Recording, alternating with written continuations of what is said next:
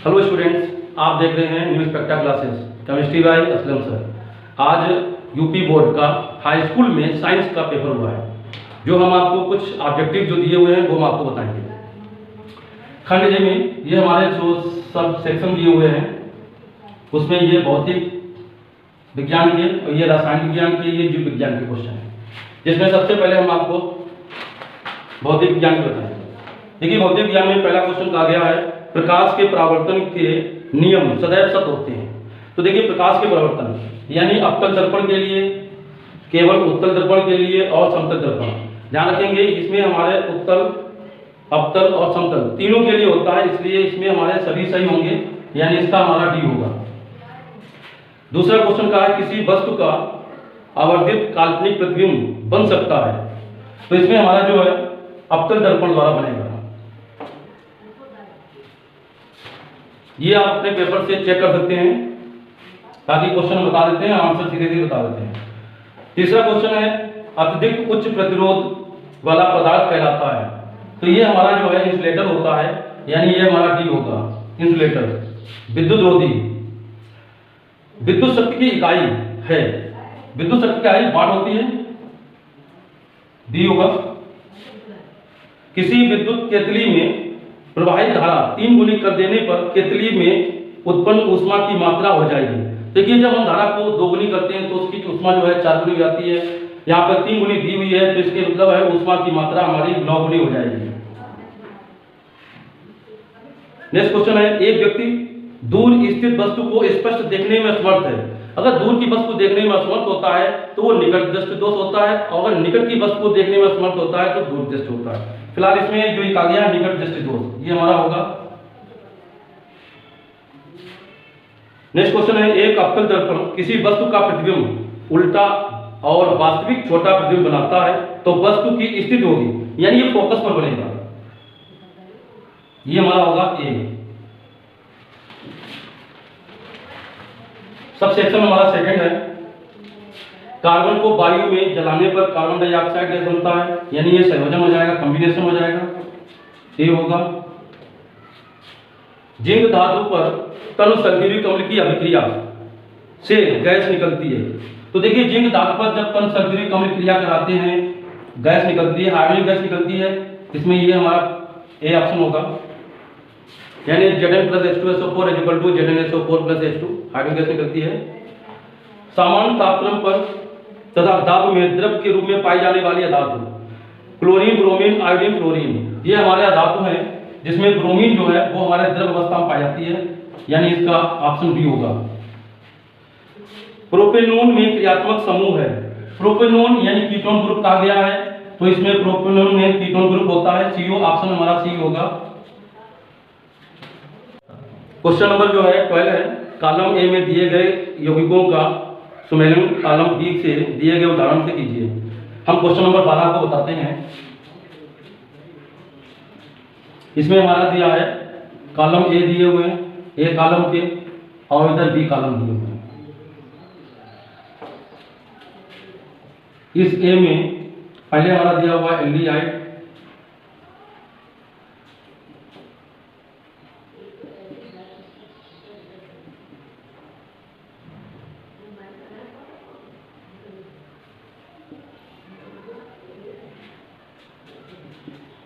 D में दिया हुआ एल्काइन,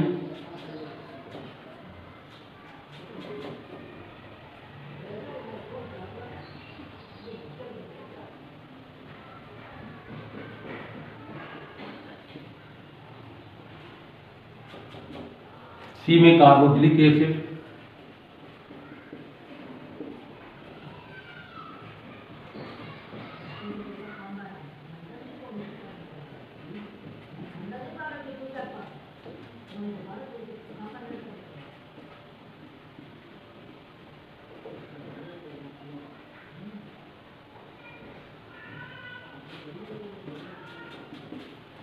डी में हेलो एल्केन,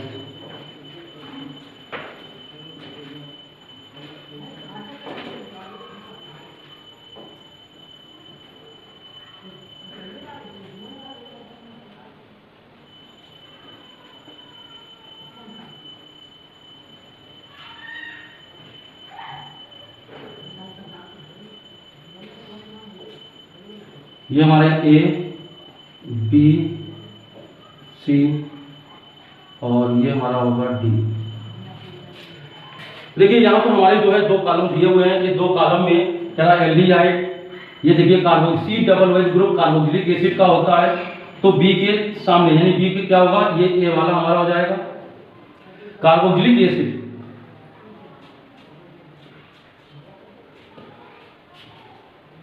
इसमें हमारा जो है एल्डिहाइड जो दिया हुआ है, पहले एल्डिहाइड है तो एल्डिहाइड में हम ढूंढेंगे CHO, एल्डिहाइड में हम देखेंगे CHO कौन सा है, तो ये हमारा जो है ये हमारे ऑप्शन दिए हुए हैं, तो ये कॉलम ए और कॉलम बी के दिए हुए हैं ABCD। तो एल्डिहाइड CHO ग्रुप एल्डिहाइड के लिए होता है, यानी ए के बी में एल्काइन ट्रिपल बॉन्ड के लिए होता है, तो ये हमारा होगा डी के लिए। Carboxylic acid C double H के लिए होता है, ये हमारा होगा ए के लिए। Halo alkane single bond hello halogen से यानी ब्रोमीन का, तो ये डी के लिए हमारा होगा सी। तो इसमें जो क्वेश्चन हमारा जो है 12 का है, उस 12 में जो ऑप्शन सेट हो रहा है वो हमारा है ए के लिए बी होगा, बी के लिए डी है, सी के लिए ए, बी के लिए, तो ये हमारा डी ऑप्शन होगा। क्या होगा, डी होगा। क्वेश्चन नंबर 13 कह रहा है कार्बन परमाणु की संयोजकता होती है, तो कार्बन का परमाणु क्रमांक 6 होता है, बाकी उसमें 4 इलेक्ट्रॉन होते हैं, इसलिए इसकी संयोजकता 4 होगी। ऑप्शन हमारा होगा बी।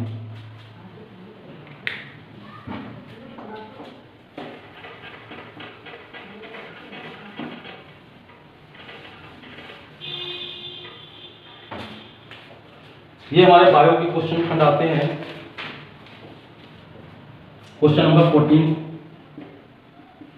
15, 16, 17, 18, 19 और 20।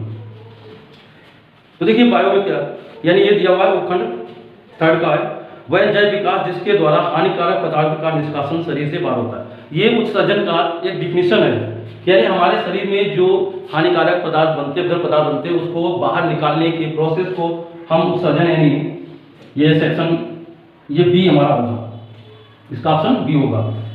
नेक्स्ट क्वेश्चन है प्रकाश संश्लेषण के दौरान निम्नलिखित में से कौन सी एक क्रिया नहीं होती है। तो देखिए क्लोरोफिल द्वारा प्रकाश ऊर्जा का अवशोषित करता है, प्रकाश ऊर्जा को रासायनिक ऊर्जा में परिवर्तित करता है, ग्लूकोज का पायरुविक अम्ल में विखंडन भी होता है, यानी कार्बन डाइऑक्साइड का कार्बोहाइड्रेट में अपचयन ये नहीं होता है, यानी इसका हमारा होगा सी। प्राकृतिक वर्णन या चयन द्वारा जैव विकास का सिद्धांत प्रतिपादित किया था चार्ल्स डार्विन ने। ए मेंडल ने अपने प्रयोग के लिए किस पौधे का उपयोग किया था, मटर का किया था, इसमें हमारा डी होगा। और निम्न में से किस पौधे में पुष्प एक लिंगी होते हैं, पपीता में एक लिंगी होता है, यानी ए ऑप्शन। मादक जनन तंत्र के किस भाग में कॉपर टी स्थापित किया जाता है, ये यूट्रस में किया जाता है, यानी गर्भाशय में, यानी सी। किण्वन के बारे में निम्नलिखित में से कौन सा कथन सत्य नहीं है। कह रहा ऑक्सीजन की अनुपस्थिति में होता है, ये सही है। ये प्रक्रम सामान्यतः ईस्ट में होता है, ये ईस्ट में होता है। इस क्रिया में पायरुविक एसिड कार्बन डाइऑक्साइड और इथेनॉल में परिवर्तित होता है, ये भी सही है। ये क्रिया माइटोकॉन्ड्रिया में संपन्न नहीं होती है, यही हमारा गलत है, यानी बी। तो ये हमारे सेक्शन जो है खंड जो दिया हुआ है ये आपके में आपको गया है। अब खंड बा में हम आपको जो है सब खंड यानी सेकंड बताएंगे, देख लीजिए, चेक कर लेना।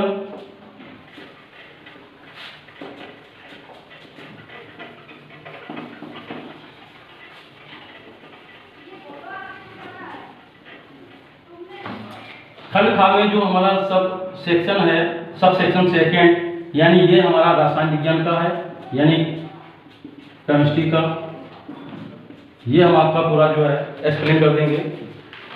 आगे थ्योरी का आपने देख लीजिए, ऑप्शनल मैंने केवल बताया। क्वेश्चन नंबर देखिए सब खंड में पहला दिया हुआ 5 का ए, 5 का ए में दिया हुआ है निम्नलिखित समीकरण को संतुलित कीजिए, जिसमें पहला पॉइंट CaOH का whole twice plus CO2 equal to ये बन रहा है CaCO3 प्लस H2O। ये रिएक्शन दी हुई है, देखिए ये CaCO3 बन रहा है, यहाँ से H2O निकल गया, ऑक्सीजन इसका इसमें आ गया। ये हमारे पेपर में समीकरण ऑलरेडी संतुलित है, बच्चे इस चीज को समझ सकते होंगे, देखा होगा, समझ गए होंगे। इसमें कोई भी चीज संतुलित है, ऑलरेडी संतुलित है, इसको इसी तरीके से आपको लिखना था। दूसरा सेकंड है CH4 plus O2 equal to CO2 plus H2O। ये समीकरण इसमें देखिए क्या है, कार्बन 1 कार्बन 1 क्या, हाइड्रोजन 4 है, तो आपको हाइड्रोजन 4 के लिए यहाँ 2 मोल लगा दिए, 2 दूनी 4। ऑक्सीजन हमारे कितने हो गए, 2 और 2 4, इसलिए यहाँ पे 2O2 लगा दिए। ये हमारे समीकरण संतुलित हो गए। इसका जो बी पॉइंट दिया हुआ है 5 का बी, इसमें पहला कहा गया है ये अभिक्रिया दी हुई है Fe plus CuSO4 equal to FeSO4 plus Cu। अभिकारक तथा उत्पाद के नाम बताना है। ये देखिए हमारा आयरन है, ये हमारा कॉपर सल्फेट, बस नाम बताने थे, रिएक्शन के नीचे आपको नाम लिखना था।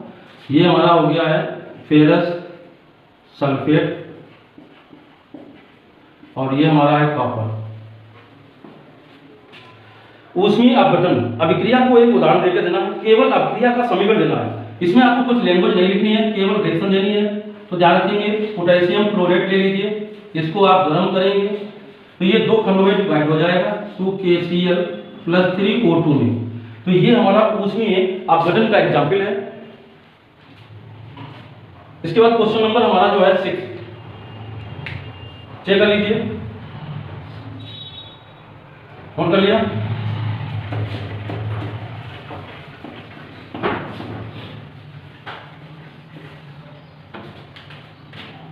क्वेश्चन नंबर 6 ए, निम्नलिखित यौगिक की आईपीएसी नाम लिखना है।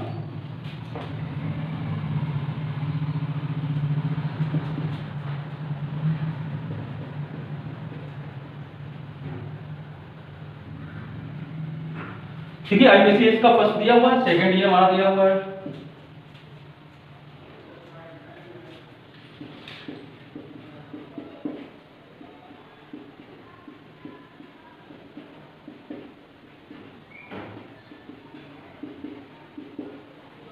इसमें 3 कार्बन के लिए प्रो, ट्रिपल बॉन्ड के लिए आयन, तो इसका नाम हो गया प्रोपाइन। इसमें 4 कार्बन के लिए ब्यूटेन कहते हैं।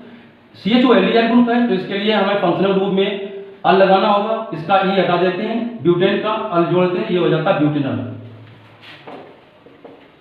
बी 6 का भी दिया हुआ है, निम्नलिखित तत्वों की परमाणु संख्या और संयोजकता लिखना है। पहला दिया नाइट्रोजन का परमाणु क्रमांक 725, यानी इसके बाह्यतम कोश में 5 इलेक्ट्रॉन है, अष्टकोण करने के लिए 3 इलेक्ट्रॉन ग्रहण करेगा, इसलिए इसकी संयोजकता 3 होगी। तो यानी जो परमाणु संख्या 7 और संयोजकता इसकी 3 होगी। इसका सेकंड मैग्नीशियम का Mg282, यानी परमाणु संख्या इसका 12 परमाणु क्रमांक और संयोजकता, बाह्यतम कोश में 2 इलेक्ट्रॉन है, इसलिए इसकी संख्या 2 होगी। क्वेश्चन नंबर 6 हो गया। क्वेश्चन नंबर 7 में कह रहा है संतृप्त और असंतृप्त हाइड्रोकार्बन। तो देखिए संतृप्त हाइड्रोकार्बन, असंतृप्त हाइड्रोकार्बन क्या होते हैं, यानी वे हाइड्रोकार्बन जिसमें कार्बन की चारों संयुक्ताएं हाइड्रोजन परमाणु द्वारा कंप्लीट होती हैं, अर्थात carbon to carbon single bond द्वारा, यानी कार्बन टू कार्बन एकल बंध द्वारा जुड़े रहते हैं, जिसे हम संतृप्त हाइड्रोकार्बन कहते हैं। इसका सामान्य सूत्र जो हमारा होता है वो CN। तो देखिए क्वेश्चन नंबर हमारा जो है 7 का ए है, 7 का ए में संतृप्त तथा असंतृप्त हाइड्रोकार्बन। तो संतृप्त हाइड्रोकार्बन का जनरल फार्मूला CnH2n+2 होता है, और दूसरा ये संतृप्त हाइड्रोकार्बन का है, यानी सैचुरेटेड हाइड्रोकार्बन, और दूसरा हमारा होता है अनसैचुरेटेड हाइड्रोकार्बन। Unsaturated hydrocarbon.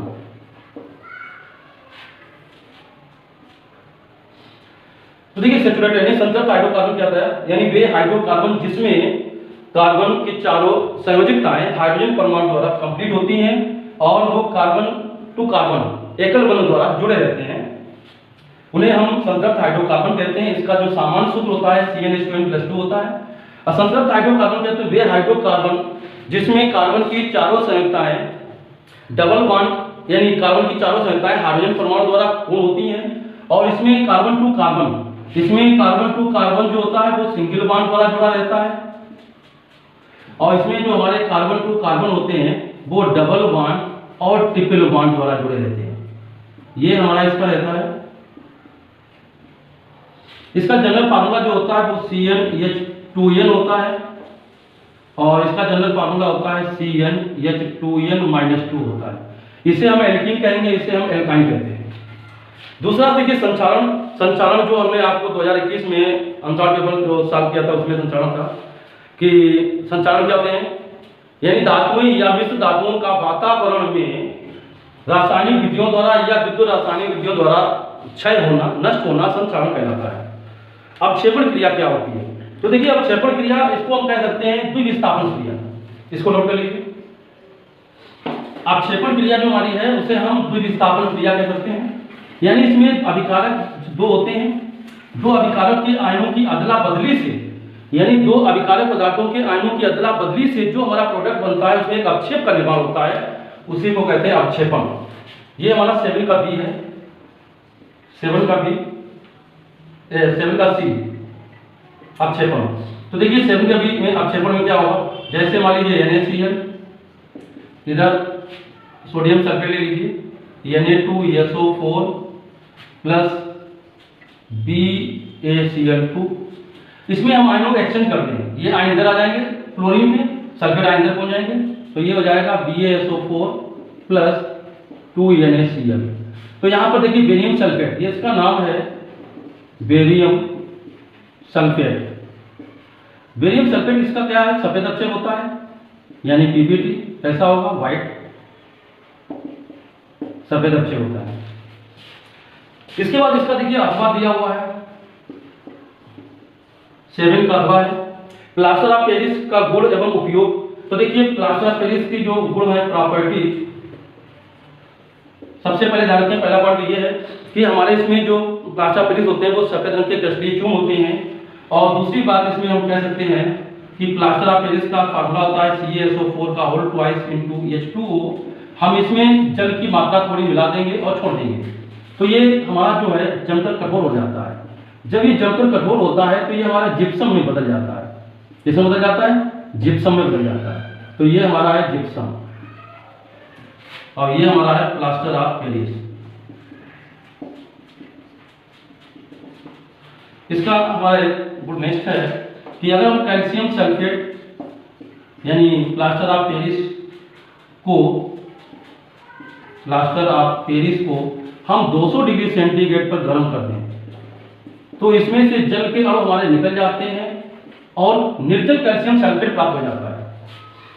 इसके बाद देखिए नेक्स्ट क्वेश्चन हमारा 7 का, ये हमारा क्या था, ए था 7 का ए, ये 7 का बी है।